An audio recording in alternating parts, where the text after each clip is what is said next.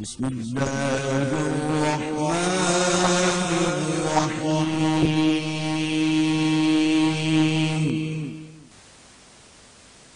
نسیم جانب بطحا گزر کن ز احوال محمد را خبر کن ببرئی جان مشتاقم دراجا ہدائے روزہ خیر البشر کن یا خیر من دفنت فی البقاء اعظمه فطاب من طیبهن القاع والاکم بقاع اعظمه فطاب من طیبهن القاع والاکم نفس الفدا بقبر انت ساکن فیہ العفاف وفیہ الجود والکرم.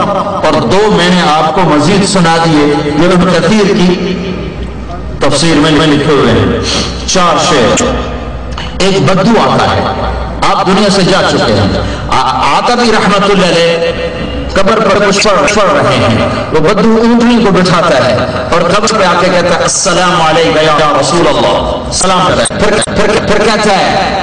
پھر کہتا ہے یا رسول اللہ آپ کے رب نے کہا ہے وَلَوْ أَنَّهُمْ إِذْ ظَلَمُوا أَنفُسَهُمْ جَاءُوكَ فَاسْتَغْفَرُوا اللَّهَ وَاسْتَغْفَرَ لَهُمُ الرَّسُولُ لَوَجَدُوا اللَّهَ تَوَّابًا رَحِيمًا. کہ اے میرے نبی یہ اپنے پر ظلم کر کے آئیں، گناہ کر کے آئیں اور پھر معافی مانگیں اور تو سفارش کرے اور یہ معافی مانگے تو میں یہ معاف کر دوں گا. یہ اس نے آیت پڑھی کر کے لگا میں جیتوں کا مستغفرا لذنوبی، میں آپ کے پاس آیا ہوں اپنے گناہوں کو مانتا ہوں، معافی مانگتا ہوں. مستشفعا بک الی ربی، میں آپ کو اللہ کے دربار میں سفارشی بناتا ہوں کہ آپ کا رب میری بخشش کر دے.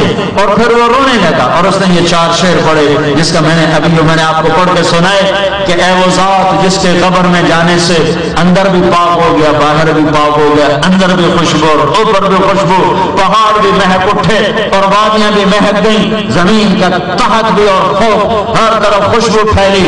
میری جان قربان اس قبر پر جس میں آپ آرام کر رہے ہیں، آپ کے ساتھ آپ کا جود و کرم اسی طرح ہے جیسے دنیا میں تھا. میں آپ کے طفیل پل صراط پار کروں گا، اس کے بغیر نہیں کر سکتا. ہاں میں ابو بکر عمر کو بھی نہیں بھول سکتا.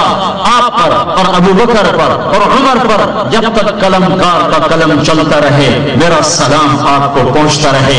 یہ اشعار کہے اور آنسو پوچھتا ہوا اونٹنے کو چل دیا.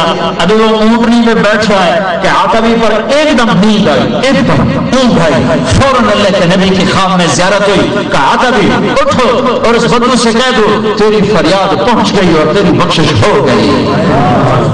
تو اس خطے کا تو کوئی مقابلہ نہیں ہے. اور مولویوں نے کئی حکایتیں بدویوں کی مشہور کر رکھی ہے. میں ایک مولوی کی کیسٹ سن رہا وہ کہتا ایک بدو تھا، عربی تھا، وہ آیا اللہ کے نبی صلی اللہ علیہ وسلم کی قبر پہ آیا، یہی آیت پڑھی اور پھر کہا اللہ کے نبی میں بڑا گناہ گار ہوں، مجھ سے بڑی خطائیں ہوئی ہیں، میرے لیے اللہ سے معافی مانگو. ہم نے یہ قرآن کی آیت پڑھی ہے، اس سے یہی مطلب نکلتا ہے. یہ کہہ کر وہ بدو چلا گیا. ایک صوفی صاحب کہتے ہیں میں قبر پہ مراقبہ کر کے بیٹھا تھا، اللہ کے نبی صلی اللہ علیہ وسلم فوراً اللہ کے نبی نے مجھ سے کلام کیا کہ بھاگو اس عربی کو پکڑو، اس بدو کو پکڑو اور اس سے کہو کہ رسول نے تیرے لیے معافی مانگی اور اللہ نے تیرے سارے گناہ معاف کر دیے. یہ بنائی ہوئی من گھڑت جھوٹی روایت ہے جس کا حقیقت سے کوئی تعلق نہیں ہے. یہ مولویوں کی زبان پر اپنے پیٹ کے دھندے چلانے کے لیے ہے، اس کا حقیقت سے کوئی تعلق اگر. بسم اللہ الرحمن الرحیم. محترم سامعین، آپ نے حضرت مولانا تاج الدین صاحب مدد روح کی زبانی بدو والا واقعہ سنا اور اس پر توصیف ملتانی کا تبصرہ بھی سنا، خصوصاً اس کا یہ جملہ کہ یہ مولویوں کی زبان پر اپنے پیٹ کے دندے چلانے کے لیے ہے، اس کا حقیقت سے کوئی تعلق نہیں. محترم سامعین، یہ واقعہ مشہور مفسر امام ابن کثیر نے تفسیر ابن کثیر میں ذکر کیا ہے. ملاحظہ ہو سورہ نساء کی آیت نمبر 64 کی تفسیر. حوالہ نمبر 2 امام ابو حیان نے اپنی مشہور تفسیر البحر المحیط میں ذکر کیا ہے. ملاحظہ ہو سورہ نساء کی آیت نمبر 64. حوالہ نمبر 3 امام سیوطی رحمہ اللہ نے اپنی مشہور تفسیر الدر المنثور میں ذکر کیا ہے. ملاحظہ ہو سورہ بقرہ کی آیت نمبر 203. حوالہ نمبر 4 مشہور محدث امام بہقی رحمہ اللہ نے شاہ الایمان میں اس واقعہ کا ذکر کیا ہے. ملاحظہ ہو باب بی ابی انت و امی یا رسول اللہ. حوالہ نمبر 5 مشہور محدث اور صحیح مسلم کے شارح امام نووی رحمہ اللہ نے اپنی مشہور کتاب المجموع میں ذکر کیا ہے. ملاحظہ ہو جلد 8 صفحہ نمبر 274.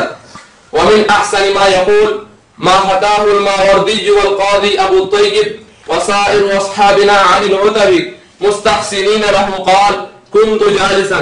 بہترین بات وہ ہے جو امام ماوردی رحمہ اللہ، قاضی ابو طارق، قاضی ابو طیب اور ہمارے باقی علماء نے عتبی سے نقل کی ہے اور اس کی تحسین بھی کی ہے. وہ کہتے ہیں کہ میں نبی اکرم صلی اللہ علیہ وسلم کی قبر کے پاس بیٹھا تھا. اس کے بعد مفصل واقعہ مذکور ہے. حوالہ نمبر 6 انہی امام نووی رحمہ اللہ نے کتاب الاذکار میں یہی واقعہ ذکر کیا ہے. حوالہ نمبر 7 اور مشہور حنبلی عالم امام ابن قدامہ رحمہ اللہ نے اپنی مشہور کتاب المغنی میں بھی اس واقعے کا ذکر کیا ہے. ملاحظہ ہو المغنی فصل زیارت قبر النبی صلی اللہ علیہ وسلم حوالہ نمبر 8. اور انہی امام ابن قدامہ رحمہ اللہ نے اپنی کتاب الشرح الکبیر میں بھی اس واقعے کا ذکر کیا ہے.